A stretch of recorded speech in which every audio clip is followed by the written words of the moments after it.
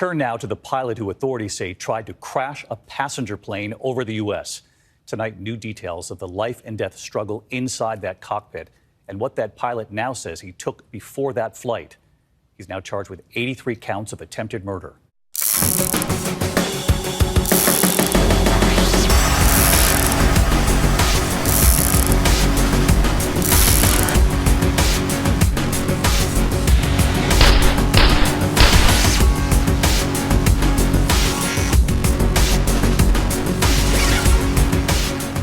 What's going on, guys? Pistol Packin' Pilot back with another video, probably one of the most bizarre videos that I am going to have made in quite some time.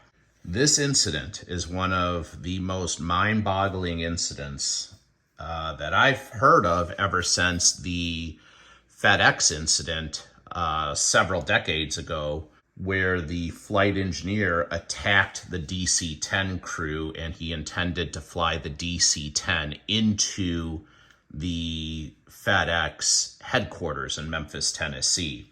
Joseph David Emerson, he is a first officer for Alaska Airlines. I have scratched out his address, but this is his data from the FAA. He did have a current first-class medical. He was a certified flight instructor for single, multi-engine, and also rated to instruct for an instrument rating. He also had his ATP, airplane multi-engine land, and he had commercial privileges for single-engine airplanes. He was type rated on the Dash 8, the CL65, which is the CRJ, Canada Regional Jet, the Airbus A320, which is the same airplane that I'm a captain on, and the Boeing 737. So what exactly happened? Well, we're going to go through the actual recording from air traffic control and the flight crew in just a little bit. But essentially, Joseph David Emerson was off duty and he was jump seating. It's unclear if he was hitching a ride to work or hitching a ride home. I believe he was probably commuting from home to work. The flight was from Everett, Washington to San Francisco, and there were no seats available in back. Pilots have a wonderful privilege called jump seating. There is an extra seat in the flight deck, and an off-duty pilot can utilize those privileges to hitch a ride to work or hitch a ride home or basically hitch a ride wherever he or she wants to go. Since there were no seats in back, the captain allowed First Officer Emerson to take the cockpit jump seat. Of course, the captain always has the final authority on whether he permits somebody to sit in his or her jump seat or not. They made small talk. They were talking about the weather. They were talking about different aircraft types. Everything was fine and dandy and completely normal until the flight was at 31,000 feet on its way to San Francisco in cruise flight. Suddenly, Joseph David Emerson took his headset off of his head. He threw it across the flight deck and said, "I am not okay." He then reached up and attempted to pull both fire handles on the Embraer 175 aircraft. More about that in a little bit. There was a short struggle that ensued, approximately a 25 to 30 second struggle. One pilot continued to fly the airplane and talked on the radio, advising air traffic control that they had an emergency, while the other pilot wrestled with Emerson. Let's get to the conversation between the flight crew and air traffic control. I will be pausing it at different sections to explain certain things, and also please be aware that there are also going to be certain things I'm not going to be able to discuss because they are sensitive security information. But I will do my best to explain as much as I can about this bizarre incident. Sorry, just wanted to know. You want to stay on the setting, or I can get you set up for a downwind? Hey, set us up a downwind, but Right net 2059, roger, turn right in 050. 050 2059. Right net 2059, when able, if you could let me know the threat level. Okay, I'll just give you a heads up. We've got the guy that tried to shut the engines down out of the cockpit, and he doesn't sound like he's causing any issue in the back right now. I think he's subdued. Other than that, yeah, we want law enforcement as soon as we get on the ground and park. Horizon Air 2059, roger. You can contact that point on approach now on 118.1. 167. So the ATC recording essentially starts after the struggle. As you can tell, they just got Joseph Emerson out of the flight deck, and they're asking for law enforcement personnel. Point of approach is 2059, 1,600, rather 16,500 for 10,000. Information Quebec.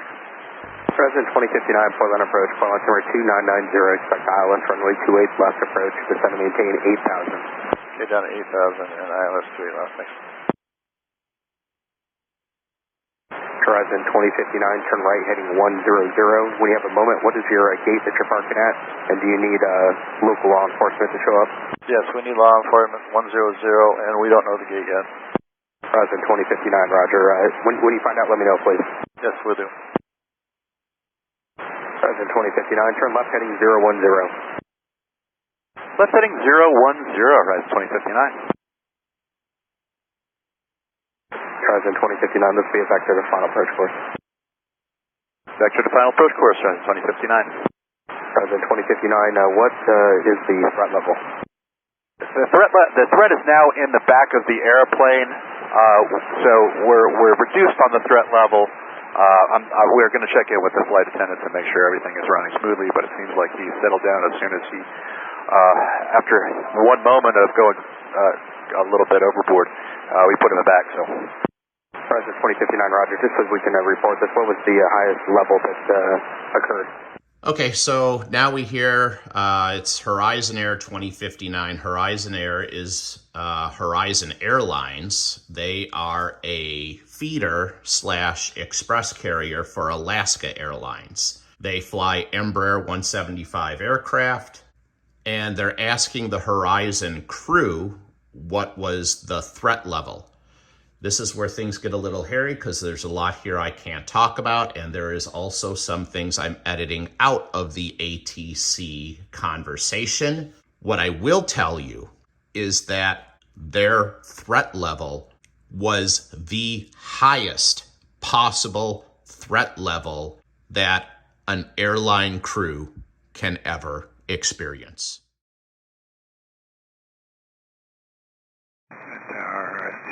We're out for runway 28 left.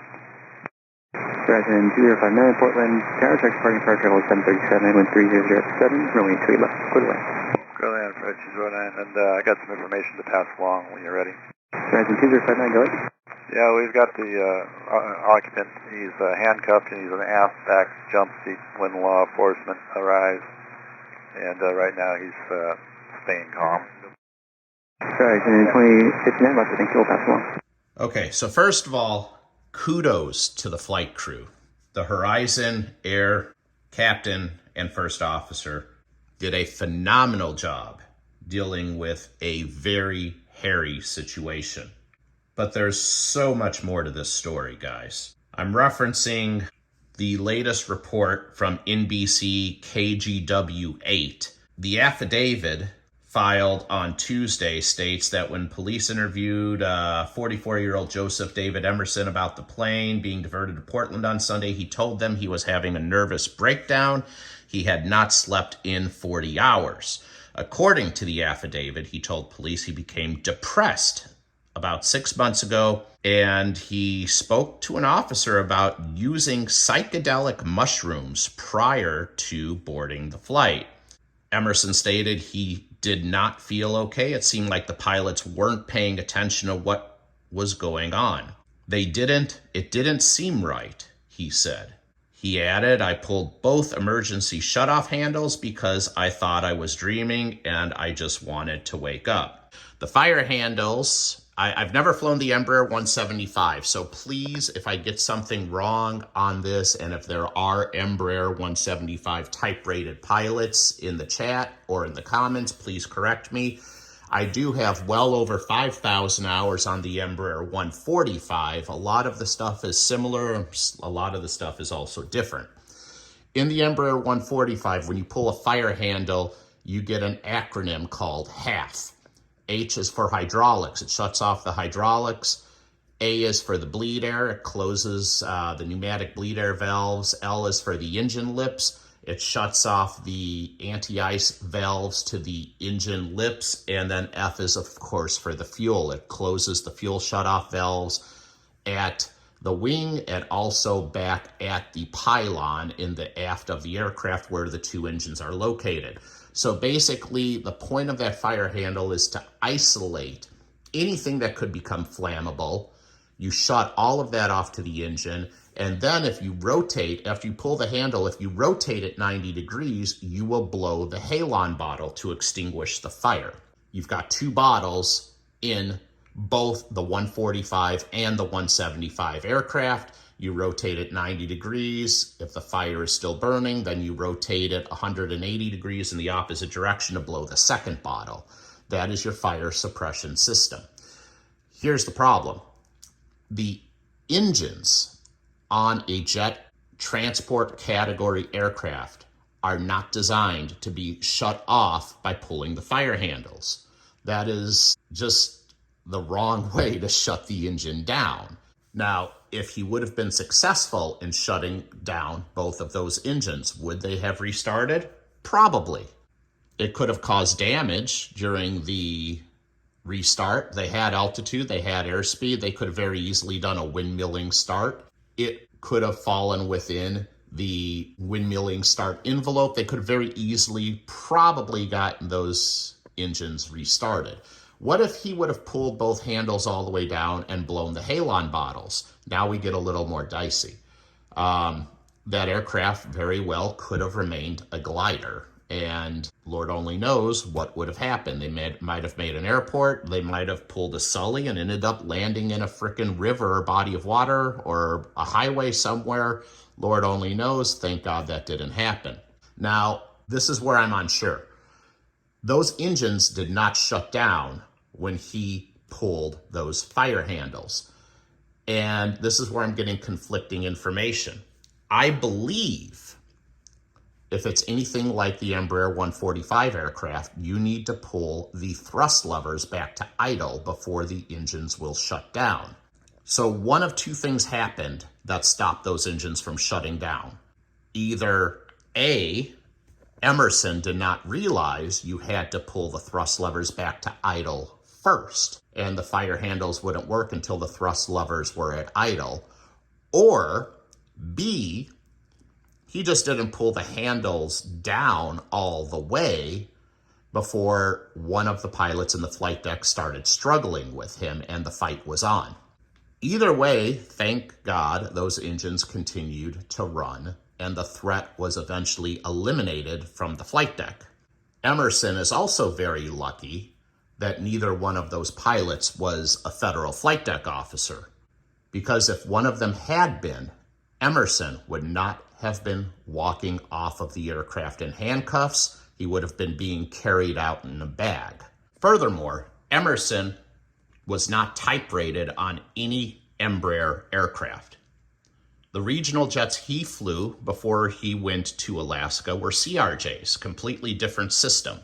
So there's a very good possibility that Emerson was unaware that the thrust levers had to be pulled back to idle on some, if not all, Embraer aircraft before he could pull the fire handle down to shut down the engines. Of course, I'm just speculating here, but obviously Emerson completely flipped out. Separate affidavit filed Tuesday states that Emerson told police he had taken magic mushrooms 48 hours prior to the incident on the plane. He told the officers he was experiencing a mental health crisis and requested medical attention. Told police and a flight attendant on the plane that he had just lost a close friend. Okay, so here we go. We've got depression for 6 months. He just lost a close friend. State prosecutors have charged Emerson with 83 counts of second-degree attempted murder, one for each of the other passengers and the crew of the plane, and 1 count of endangering an aircraft. Federal prosecutors have charged him by criminal complaint with 1 count of interfering with flight crew members and flight attendants, which carry a sentence of up to 20 years in prison. He has also been charged, this is not in this article, but I have confirmed he has also been charged with another 83 counts of reckless endangerment, which is a misdemeanor. So Emerson is facing, it sounds like 167 or 168 charges. He was arraigned on Tuesday. I can tell you that he has pleaded not guilty. Prosecutors filed a motion seeking preventative detention, which of course would deny him being released on bail. And he is now on a suicide watch, as he stated he wants to harm himself. So let's see if we can package this up into a nice little package and make some sense out of what happened. Emerson was a very well-liked pilot by his peers and his co-workers at Alaska Airlines. He had the picture-perfect American dream, a wife, a family. His neighbors loved him. His friends loved him. He had always been very level-headed, very trustworthy. Nobody has anything bad to say about him. At some point, he allegedly entered a state of depression about 6 months ago. Recently, he lost a very close friend of his in death, allegedly. He had been up for an excess of 40 hours, and he had taken psychedelic mushrooms at some point prior to getting in the jump seat of that aircraft. Emerson flipped out, tried to crash an airplane, killing 83 people if he had been successful, got kicked out of the flight deck, got handcuffed in the aft jump seat with the flight attendants. He did have some freakouts in the back as well. He tried to open up the emergency exit door in the aft of the aircraft, from what I understand, and he got led off of the aircraft by law enforcement personnel and taken to jail. Guys, this is a tragedy. This is a tragedy no matter which way you slice it. But there's an untold story here that nobody, and I mean nobody, is talking about. Pilots have to keep 100% healthy to maintain their medicals and continue flying. Many pilots, not myself, I can assure you, I am not depressed. I am happy. I have the picture-perfect life, and I wouldn't change a thing. And to my knowledge, all of my friends are as well. But there are pilots out there that are not. There are pilots out there that are suffering with depression on a daily basis, and they can't say anything, because if they do, their license, their medical certification to operate aircraft will be revoked. And they have to jump through many hoops to get their certification back. Not to mention going without pay for maybe 6 months, maybe a year, maybe longer. So many pilots out there choose to just let it build up inside of them. And that's a problem, and that's a tragedy. And I find it criminal that the FAA not only allowed, but encouraged pilots to put an experimental drug into their bodies in 2020 and in 2021. And that was okay. The FAA also turns a blind eye to pilots that decide they need a sex change and they need to take hormones that affect their clear thinking. And the FAA has to be okay with that because, you know, it's not politically correct not to be. But if a pilot like Joseph David Emerson is suffering from depression and he says something, yes, he will get treatment, but yes, he also will not fly for quite some time. I don't know what the answer here is here, guys, but this is a problem no matter which way you slice it. And it is a tragedy. Thankfully, David Emerson was unsuccessful in his attempted takeover of Horizon Air Flight 2059. Thanks for watching, guys. I am the pistol packing pilot, and I am out. See ya.